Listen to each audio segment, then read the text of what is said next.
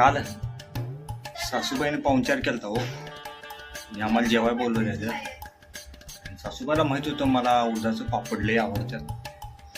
भलं मोठं डालं भरून असं तिनं पापड तळलं. मी जाऊन जेवाय बसलो आणि पापडच वाढा विसरले. सांगायचं कसं, माझी नजर तर त्या पापडावर. तेवढ्या सासूबाई बोलली, जावय बापू यायला उशीर केला सा. मी म्हटलं काय सांगू सासूबाई, नुसता गाडी काढून जरासं पुढे गेलो तेवढ्यात एक भला मोठा साप आडवा. सासूबाई म्हणाले केवढा मोठा हो.